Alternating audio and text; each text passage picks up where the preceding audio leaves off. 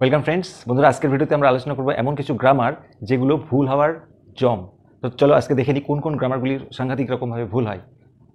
সবার প্রথমে যে গ্রামারটা আছে, হোয়াট এ সারপ্রাইজ, কি আশ্চর্য। এই যে সেন্টেন্সটা আছে এটাতে ভুল হওয়ার সম্ভাবনা আছে।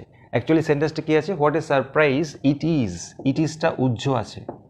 আচ্ছা, এটা বোঝার আগে এইটা একটু বুঝে নিই, যেটা আগে আমরা বুঝেছি এটার সঙ্গে একটু ডিফারেন্স আছে। কিরকম?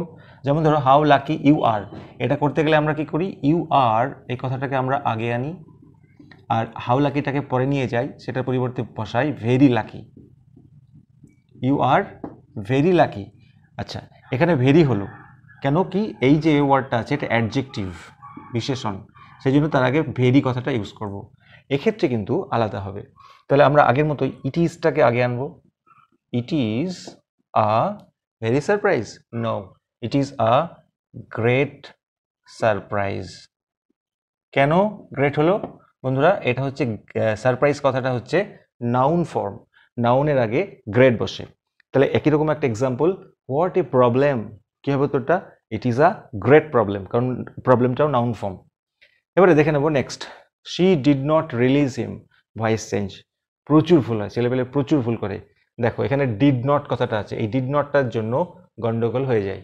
নর্মালি ভয়েস চেঞ্জ করতে গেলে কি হয়, সাবজেক্ট, ভার্ব এবং অবজেক্ট।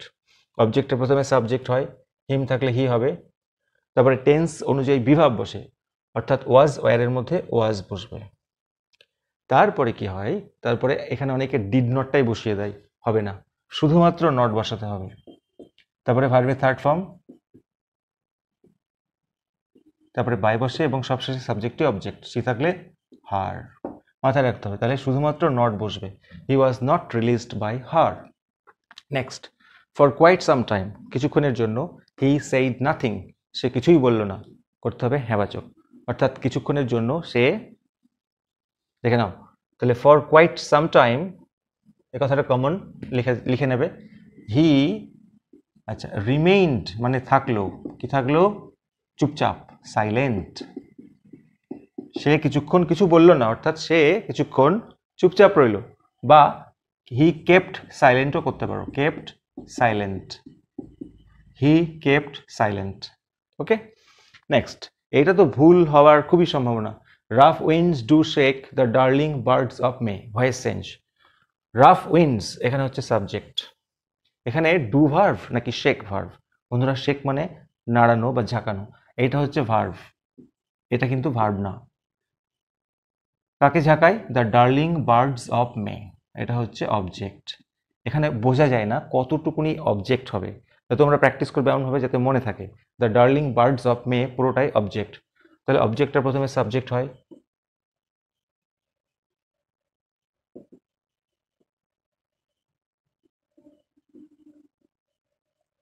তারপরে টেন্স অনুযায়ী বিভার বসে।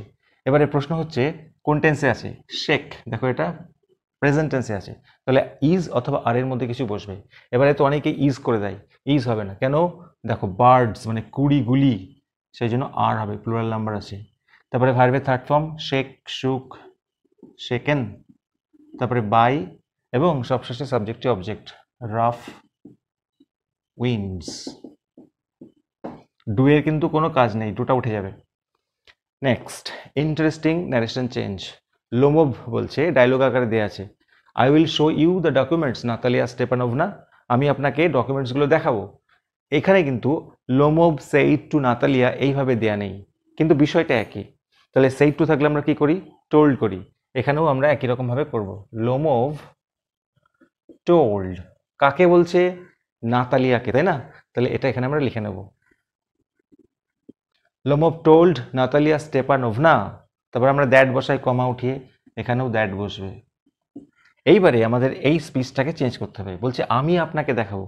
আমি মানে কে? কথাটা কে বলেছে? লোমোভ, তার পরিবর্তে আমরা লিখবো হি।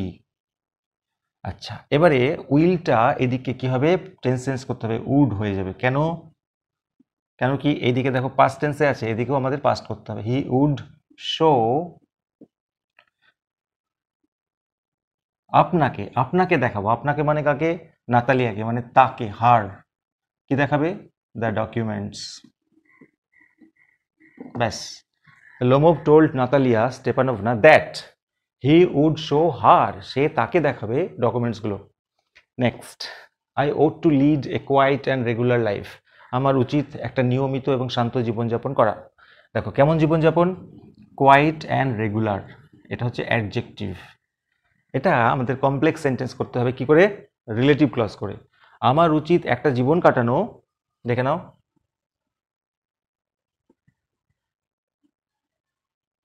আচ্ছা I ought to lead, ought to মানে উচিত, I ought to lead a life, আমার কাটানো উচিত এমন একটা জীবন যেটা কিনা কোয়াইট অ্যান্ড রেগুলার, যেটা ইংরেজি বন্ধুরা হুইচ, হুইচ ইজ কেমন, quite and regular. I ought to lead a life which is quiet and regular. Next, very important, very very important. As soon as I begin to get up to sleep, there is another pull. আচ্ছা এর আগে আমরা শিখেছি as soon as থাকলে বন্ধুরা কি হয়, no sooner had বা no sooner did, যেমন এক্ষেত্রে আছে as soon as he saw the police he ran away, সে যেই না পুলিশকে দেখলো সে পালিয়ে গেল। আগেকার কথা বলছি, এখন আর পুলিশকে দেখে কেউ পালে না, পুলিশই বরং পালিয়ে যায়। যাই হোক, as soon as he saw the police he ran away. as soon as থাকলে কি করেছি, no sooner had আর ভার্বের থার্ড ফর্ম। কেন এখানে থার্ড ফর্ম করেছি, দেখো এখানে সেকেন্ড ফর্ম রয়েছে, সি স রয়েছে, তাই জন্য সিন হয়ে গেছে। আচ্ছা এই ক্ষেত্রে দেখো as soon as I begin, এখানে যে ভার্বটা আছে এটা প্রেজেন্ট টেন্সে আছে, তাহলে কি আমরা এইভাবে করব ডিড বা হ্যাড দিয়ে, নো। তাহলে আমরা কি করব দেখে নাও, as soon as থাকলে no sooner do, যেহেতু প্রেজেন্ট টেন্সে, no sooner do I, তারপর ভার্বের প্রেজেন্ট ফর্মে বসবে begin to get off to sleep। আচ্ছা এইখানে পরের যে সেন্টেন্সটা শুরু হচ্ছে, এইখানে যদি কমা দিয়ে থাকে তবুও দেন বসাতে হবে, না হলেও দেন বসাতে হবে।